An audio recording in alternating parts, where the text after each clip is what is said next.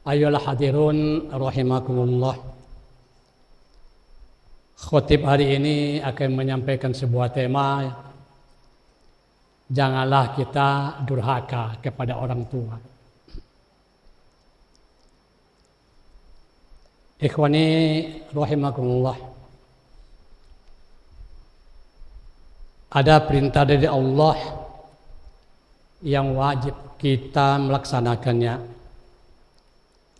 Dan juga larangan yang wajib harus kita tinggalkan. Kita perlu menjaga hubungan baik dengan Allah dan juga menjaga hubungan baik dengan sesama manusia. Hadirin, di antara hubungan baik sama manusia yang wajib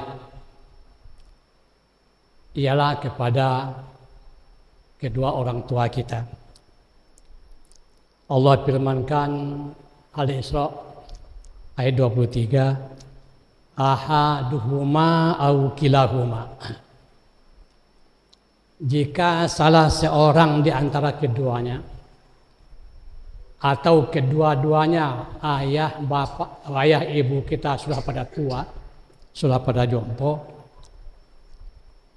dan kita sebagai anaklah yang berkewajiban untuk mengurus mereka. Lalu Allah teruskan dengan ayat berikut, wala takul lahuma uffin wala tanharhuma. Maka jangan sekali-sekali kamu hanya mengatakan seperti dan sejenisnya, dengan menunjukkan raut muka yang masam, perkataan saja sudah kita durhaka kepada Allah Subhanahu wa taala. Lalu Allah Subhanahu wa taala meneruskan, wala tanharhuma. Kita anak haram hukumnya, kata Allah, janganlah bentak-bentak kedua orang tua kamu. Kalau berkata, lebih baik diam. Kalau mau berkata, yang sangat menyenangkan bagi dirinya. Wa kullahuma qawlan karima. Ikhwani rahimakumullah. Kita miris melihat, menonton di televisi atau media lain-lainnya. Perintah Allah itu kepada anak untuk orang tuanya. Tapi ada anak yang selalu menghinakan orang tuanya. Merendah diri orang tua, merendahkan orang tuanya, bapak dan ibunya. Apalagi kalau orang tua kita tidak mempunyai penghasilan apa-apa, hanya mengharapkan makan minum dari anak-anaknya. Di Depok dalam Agustus tahun lalu, anak membunuh ibunya, ketemu di semak-semak belakang rumah, dibunuh. Kemudian yang mengejar bapaknya akan membunuh, penuh dengan luka-luka dan sayatan. Tapi alhamdulillah tidak tewas. Ditambah pula sekarang dipertontonkan di media sosial, ada ibu yang jompo dibuang ke panti asuhan.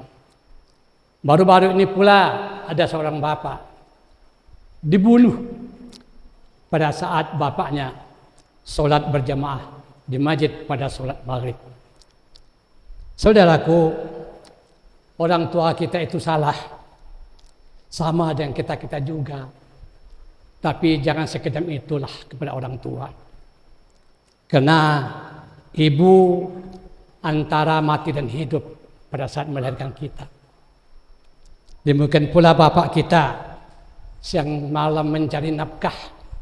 Ada yang mati di laut tenggelam, ada yang mati mencari timah, ditimpa dan longsoran tanah, sehingga ia tidak ditemukan. Karena mengapa siang malam mencari ayah untuk anak-anaknya? Takut kalau anak-anak di rumah lapar. Takut kalau anak-anak bergaul dengan kawan-kawannya tidak sama pakaian dengan kawan-kawannya.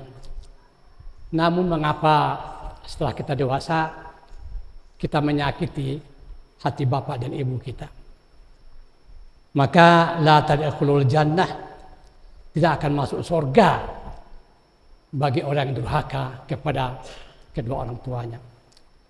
Dan juga Rasulullah menambahkan dan tegas, la yuqbalullahu minhum yaumal qiyamah sarfan adlan al-anqa. Allah tidak akan terima semua amal kita, baik pun wajib ataupun sunnah, bila anak durhaka kepada kedua orang tua. Ikhwani rahimakumullah, mungkin menarik kalau saya sampaikan sebuah kisah. Allah Subhanahu wa taala berfirman kepada Nabi Musa alaihissalam, firman Allah, wahai Musa, sesungguhnya engkau nanti akan masuk surga, tetapi ada seorang pemuda yang akan menjadi tekan tanggamu di surga. Maka Nabi Musa mengatakan, siapa pemuda itu ya Allah? Kau cari dia. Kemudian Nabi Musa ketemu dengan pemuda itu. Maka Nabi Musa kaget luar biasa. Ternyata pemuda itu yang dikatakan ahli surga, dan derajatnya dan kedudukannya sama dengan kedudukan Nabi Musa. Namun ketika Nabi Musa datang ke rumahnya, pemuda itu ternyata memelihara 2 ekor babi.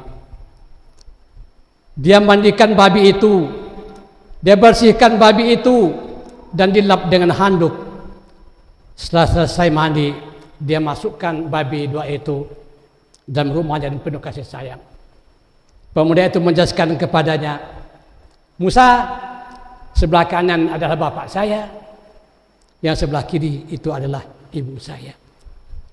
Kisah ini tersebut dalam kitab Lujaid Uqudul Ulujadain oleh Imam Nawawi Al-Bantani. Saudaraku, melihat keadaan itu, lalu Nabi Musa ragu. Pemuda yang dikatakan oleh Allah masa memelihara babi dan menjadi temanku di surga.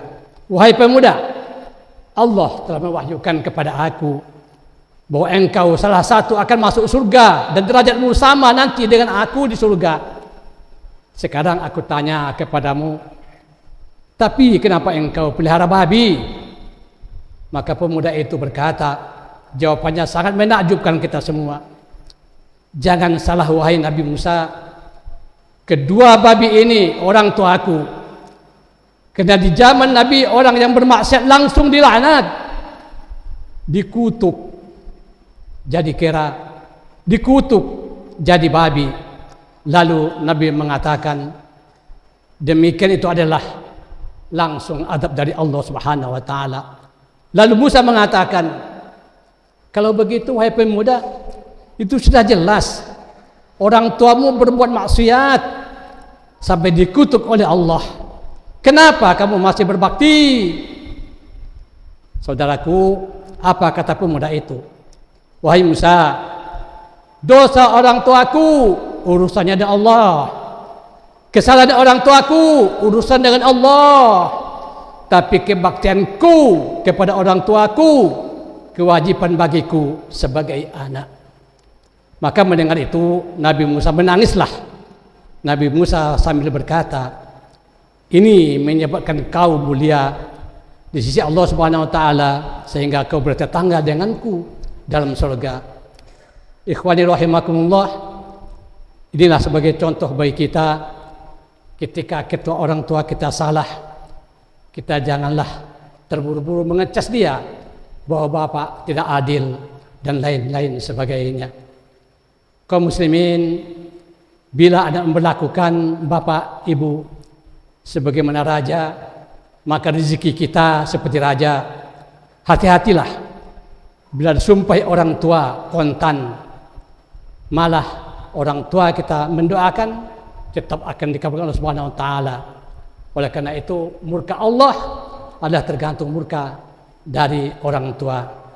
Sebesar apapun dosanya, kita tetap wajib berbakti kepada orang tua. Terakhir, sabda Nabi Muhammad SAW Jangan membenci kepada orang tuamu. Barang siapa yang mengabaikan kepada orang tuanya, faqad kafara, maka dia kafir. Hadis riwayat Muslim. Demikian sampaikan aku qouli hadza fastaghfirullahaladzim li wa lakum wa li walidayya wa li walidikum fastaghfiruh innahu huwal ghafurur rahim.